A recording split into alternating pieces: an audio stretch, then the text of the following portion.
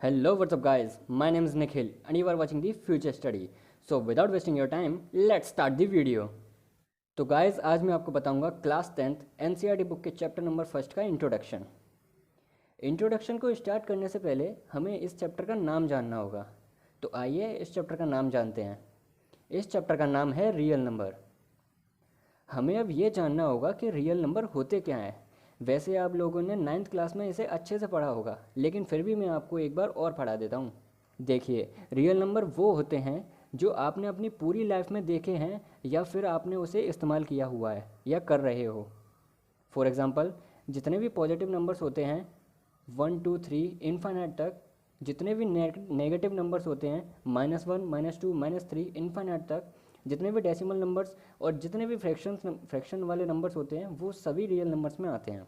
तो देखिए दोस्तों, मैं आपके सारे डाउट्स क्लियर करने के लिए एक चार्ट के माध्यम से आपको समझाता हूँ। तो चलिए बनाते हैं चार्ट।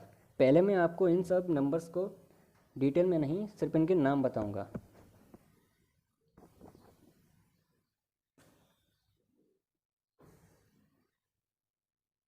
पहला होता है हमारा डेसिमल नंबर और सेकंड होता है ये विदाउट डेसिमल नंबर।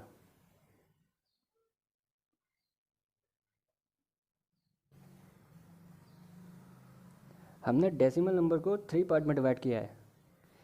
हमारा पहला होता है टर्मिनेटिंग,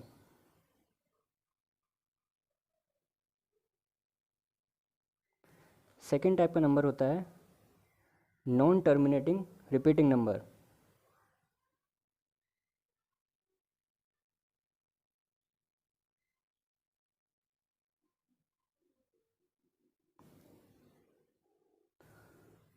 और तीसरे तरह का नंबर होता है नॉन टर्मिनेटिंग नॉन रिपीटिंग।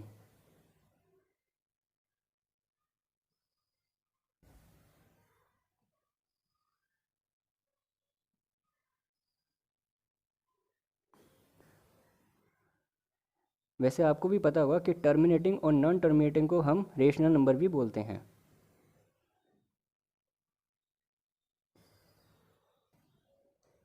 तो इसे हम जानते हैं रेशनल नंबर। ये हो गया रेशनल नंबर। अब हम आते हैं विदाउट डेसिमल नंबर्स की तरफ। इसे हम 4 पार्ट में डिवाइड करते हैं। पहला होता है हमारा इंटीजर। सेकंड हम इसे डिवाइड करते हैं नेचुरल नंबर। नेचुरल नंबर तो आपको पता ही होगा, 1 से सारे होते हैं इनफाइनाइट तक। फिर उसके बाद हमारे होते हैं काउंटिंग नंबर्स। काउंटिंग नंबर्स भी आपको पता होगा, जो हम काउंट करने में इस्तेमाल करते हैं वो वाले नंबर्स। फिर 4 टाइप का हमारा नंबर होता है होल नंबर, जो होते हैं हमारे 0 से। तो गाइस अब हम आते हैं टर्मिनेटिंग नंबर्स पर, जानेंगे ये कि ये क्या होता है। तो देखते हैं टर्मिनेटिंग नंबर्स क्या होते हैं। टर्मिनेटिंग डेसिमल नंबर्स, इनका दूसरा नाम होता है exact decimal numbers. Terminating decimal numbers में डेसिमल के बाद जितने भी नंबर्स होंगे वो सारे फाइनाइट होंगे। इट मीन्स ये सारे काउंटेबल होंगे, हम इन्हें गिन सकते हैं। फॉर एग्ज़ाम्पल देखिए, हम कोई भी डिवाइड लेते हैं, जैसे कि 9 में हमने 2 से डिवाइड दिया तो 2 4 जा 8, रिमाइंडर बचा 1, फिर पॉइंट लगा के 0 1 0 कर लिया, फिर 5 बार जा रहा है 10। तो इसमें डेसिमल के बाद हमारा एक ही डिजिट आ रहा है। तो गाइस, टर्मिनेटिंग के बाद हम आते हैं नॉन टर्मिनेटिंग रिपीटिंग नंबर्स पर। तो जानते हैं ये क्या होते हैं ये वाले नंबर्स। तो देखते हैं गाइस, ये नंबर्स ना ही टर्मिनेट होते हैं और ये रिपीट होते रहते हैं। तो देखते हैं गाइस, इन्हें एक एग्जांपल से समझते हैं। इसे हम एक डिवाइड से समझते हैं। जैसे कि हमने 13 में 3 से डिवाइड दिया, तो 3 से 13 4 बार जा रहा है, 4 में 12 आता है। 13 में से 12 गया तो 1 बचा, डेसिमल लगा के हम इसमें एक 0 लगा लेंगे। फिर 3 की टेबल में 10 तो नहीं आता, 9 आता है, तो 3 3 जा 9। अब इसमें हम सब्ट्रैक्ट करेंगे तो 1 बचा, डेसिमल की वजह से हम इसमें फिर से एक 0 बढ़ा लेंगे। फिर 3 3 जा 9 आ रहा है, ऐसे ये आता जाएगा। ये कभी भी एंड ही नहीं होगा, एंडलेस है ये, और रिपीट होता रहेगा। ना ही ये टर्मिनेट हो रहा है और ये रिपीट हो रहा है, इसलिए इसे बोलते हैं नॉन टर्मिनेटिंग रिपीटिंग नंबर्स। ये ज़रूरी नहीं है कि डेसिमल के बाद एक ही डिजिट आए, ये ऐसे भी हो सकता है। 2 4 5 आया, डेसिमल के बाद 1 3 5 7, फिर से 1 3 5 7, ऐसे बार बार आता रहे। और ये ऐसे भी हो सकता है 1 2 0, 2 डिजिट में भी हो सकता है 3 5 3 5 3 5, ये आता जाएगा। और मैं आपको पहले ही बता चुका हूँ कि टर्मिनेटिंग डेसिमल नंबर और non terminating repeating decimal numbers को हम रेशनल नंबर भी बोलते हैं। तो रेशनल नंबर वो नंबर्स होते हैं जो पी अपॉन क्यू के फॉर्म में होते हैं, और क्यू ज़ीरो के इक्वल नहीं होता, जहाँ पी और क्यू इंटीजर्स होते हैं।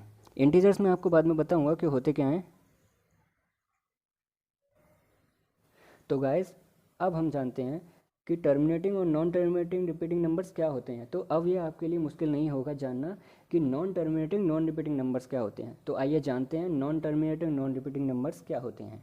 इन नंबर्स में क्या होता है कि ये डेसिमल के बाद ना ही टर्मिनेट होते हैं और ना ही रिपीट होते हैं। एक एग्जांपल से समझते हैं। आपने इसका एक एग्जांपल तो देखा ही होगा, पाई, जिसका आप यूज़ बचपन से करते आ रहे हो सर्कल का एरिया निकालने के लिए। इसकी वैल्यू आपको पता ही होगा, 3.14159265535।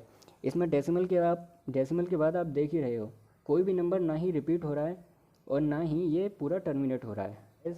ये पाई की वैल्यू जिस नंबर से आई है वो है, उसे डिवाइड देने से 22/7। अगर 7 से 22 में डिवाइड देंगे तो यही वैल्यू आएगी, और ये ना ही कभी रिपीट होगी और ना टर्मिनेट होगी। तो गाइज़ ये थे हमारे non terminating non repeating numbers. So guys मैं भूल गया था, non terminating non repeating numbers को हम इरेशनल नंबर भी बोलते हैं। Irrational number P upon Q की फॉर्म में नहीं लिखे जा सकते। सो गाइज़ अब हम आते हैं विदाउट डेसिमल नंबर्स की तरफ। इसमें हम पहले देखेंगे इंटीजर्स क्या होते हैं। तो आइए गाइस देखते हैं इंटीजर्स क्या होते हैं।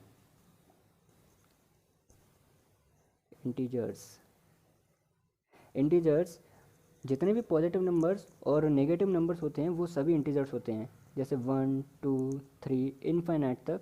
और जीरो से छोटे वाले नंबर्स -1 -2 -3 जितने भी हैं वो सभी इंटीजर्स कहलाते हैं। और इंटीजर्स के भी 2 टाइप्स होते हैं। इंटीजर्स होते हैं जीरो से नेगेटिव वाले, वो सभी होते हैं नेगेटिव इंटीजर्स। और प्लस वाले जितने भी होते हैं इन्फिनिट तक, वो सभी होते हैं पॉजिटिव इंटीजर्स। अब इसके बाद हम आते हैं अपने सेकंड टाइप के नंबर्स की तरफ, जो कि है नेचुरल नंबर्स। नेचुरल नंबर्स वो सभी नंबर्स होते हैं जो नेचर में अवेलेबल हैं, जिन्हें हम गिन सकते हैं, जो कि हैं 1 से ही हैं। 1 से इन्फिनिट तक जितने भी नंबर्स हैं वो सभी हमारे नेचुरल नंबर ही हैं। और 1 से जितने भी इन्फिनिट तक हैं वो सभी हमारे काउंटेबल नंबर्स ही हैं, क्योंकि काउंटिंग हमारी 1 से ही स्टार्ट होती हैं। फिर गाइस अब हम इसके बाद आते हैं होल नंबर्स की तरफ। तो होल नंबर्स, अगर हम पॉजिटिव इंटीजर्स, नेचुरल नंबर और काउंटेबल नंबर्स के साथ अगर जीरो को ऐड कर दें तो ये हमारे बन जाते हैं होल नंबर्स। तो गाइज़ ये हो गए हमारे सारे रियल नंबर्स। अगर आपको अभी भी कोई प्रॉब्लम है या फिर डाउट है तो आप कमेंट बॉक्स में बता सकते हो। तो अब हम बढ़ते हैं अपने चैप्टर की फर्स्ट थ्योरम की तरफ, जिसमें सिर्फ स्टेटमेंट ही है, उसमें प्रूफ कुछ नहीं है। तो हम बढ़ते हैं अपनी फर्स्ट थ्योरम की तरफ, जो कि है यूक्लिड्स डिवीजन लेमा। इसे हम जानेंगे क्या है, आराम से समझेंगे, कोई जल्दी नहीं है। तो जानते हैं यूक्लिड डिवीजन लेमा है क्या। यहाँ यूक्लिड्स तो आप जानते ही होंगे। यूक्लिड्स तो एक साइंटिस्ट का नाम है, और डिवीज़न आपको पता ही होगा, डिवाइड। लेमा मैं आपको बाद में बताऊंगा। तो गाइज़ आपने सबसे पहले यहाँ पर डिवीज़न को समझ लिया तो आप इजीली समझ जाओगे इस पूरी यूक्लिड डिवीज़न लेमा को। तो इसे समझने के लिए हम एक डिवाइड लेते हैं। हमने लिया 9, इसको हम 4 से डिवाइड करेंगे तो 4 से 9 कटेगा, 9 तो नहीं कटेगा, 4 के टेबल में 8 आता है, तो 4 2 ज़ा 8, रिमाइंडर बचा 1। इसी को हम अलग तरीके से लिखेंगे तो 4 हमारा इधर क्या हो गया, डिवाइज़र, 9 हो गया डिविडेंड, 2 हो गया हमारा क्वोशिएंट, 1 हो गया रिमाइंडर। तो बस यहाँ डिवीज़न को ही एक अलग तरीके से लिखना ही यूक्लिड डिवीज़न लेमा है। तो हम इस डिवीज़न को एक अलग तरीके से भी लिख सकते हैं, जो कि है 9 = 4 × 2 + 1। इससे हमारा क्या हो गया, 9 है डिविडेंड, 4 था हमारा डिवाइज़र, 2 था क्वोशिएंट, 1 था रिमाइंडर। यही है हमारा यूक्लिड डिवीज़न लेमा। अगर हम इसे सिंबल्स के फॉर्म में लिखें तो ये हमारा हो जाता है, डिविडेंड को अगर हम ए लिखें, डिवाइज़र को बी लिखें, क्वोशिएंट को क्यू ही लिखें और रिमाइंडर को आर, तो बस यही है यूक्लिड डिवीज़न लेमा। यही है हमारे यूक्लिड डिवीज़न लेमा की जनरल फॉर्म। तो चलिए मैं आपको थ्योरम 1.1 को समझाता हूँ। इसमें हमें दिया हुआ है कि इसमें हमें पॉजिटिव इंटीजर दिए हुए हैं ए और बी, यानी डिविडेंड और डिवाइज़र। इनके लिए दो नंबर एग्जिस्ट करेंगे जो कि वो दोनों ही यूनिक इंटीजर्स होंगे, जो कि क्यू और आर को सेटिस्फाई करेंगे। अब मैं एक इक्वेशन लिखने जा रहा हूँ, A is equal to B Q plus R. हर एक डिवीज़न इस इक्वेशन को सेटिस्फाई करेगा। मैं एक एग्जांपल देके आपको समझाता हूँ। जैसे कि 17 है हमारा डिविडेंड, इसे हम 2 से करेंगे डिवाइड, तो 2 8 जा हो जाएगा 16, रिमाइंडर बचा 1।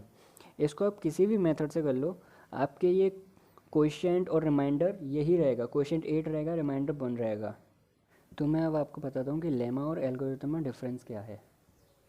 लेमा का मतलब है, lemma is a proven statement to prove another statement. It means lemma एक प्रूवन स्टेटमेंट है जो दूसरे स्टेटमेंट को प्रूव करने के लिए किया जाता है। और अब मैं आपको एल्गोरिथम बताता हूँ। Algorithm, an algorithm is a series of well defined steps which gives a procedure for solving A type of problem. Algorithm एक सीरीज़ है वेल डिफाइंड स्टेप्स जिससे हम किसी भी प्रॉब्लम के सॉल्यूशंस निकाल सकते हैं। जैसे कि इसमें हम एक एल्गोरिथम यूज़ करेंगे, एक A is equal to B Q plus R. इससे हम किसी भी प्रॉब्लम का सॉल्यूशन निकाल सकते हैं। इसके लिए हम एक डिवाइड लेते हैं, सॉरी गाइज, हम एक डिवाइड लेते हैं इसके लिए।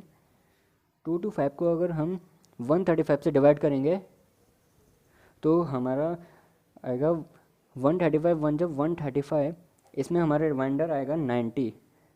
फिर हम 90 से 135 को डिवाइड करेंगे तो 90 की टेबल में 135 1 बार आता है, क्योंकि 2 बार तो 180 हो जाएगा। 90 1 जा 90, यहाँ हमारा रिमाइंडर बचा 45। तो 45 से अब हम 90 में डिवाइड देंगे तो 90 पूरा कट जाएगा, 45 2 जा 90। तो अब हम इसे इसी तरीके से लिखते हैं। तो ए हमारा क्या होता है, डिविडेंड। तो डिविडेंड यहाँ पर है 2 to 5। अब हम यहाँ डिवाइज़र रखेंगे, डिवाइज़र हमारा है 135। फिर क्वोशिएंट, इनटू में क्वोशिएंट, क्वोशिएंट हमारा है यहाँ पे 1, और फिर है रिमाइंडर, रिमाइंडर है 90। इसी तरीके को हम एल्गोरिथम कहते हैं। तो गाइज़ अब हम इसे इसी तरीके से करते जाएंगे। तो यहाँ पे अब हमारा डिविडेंड हो गया, डिवाइज़र हो गया 135, और हमारा डिविडेंड हो गया 90 इंटू 1, ये हमारा क्वोशिएंट हो गया, प्लस हमारा रिमाइंडर है 45। तो फिर हमारा अगले स्टेप में हो गया 90 is equal to 45 into 2 plus 0। इस स्टेप में हमारा रिमाइंडर आ चुका है 0। तो इस स्टेप में हमारा जो डिवाइज़र है वही हमारा HCF है। इस मेथड से हम किसी भी प्रॉब्लम का हम इससे HCF निकाल सकते हैं। तो गाइस ये था हमारा लेमा और एल्गोरिथम में डिफरेंस। तो आज इसी के साथ ही हमारा फर्स्ट चैप्टर का इंट्रोडक्शन खत्म हुआ। आगे आने वाली वीडियो में मैं आपके लिए 1.1 एक्सरसाइज के सभी क्वेश्चंस के आंसर्स लेके आऊँगा। सो गाइस अगर आपको कोई भी क्वेरीज हो तो आप मुझे कमेंट बॉक्स में पूछ सकते हो। Thank you for watching. अगर वीडियो पसंद आया तो लाइक, शेयर, कमेंट और सब्सक्राइब करना ना भूलें।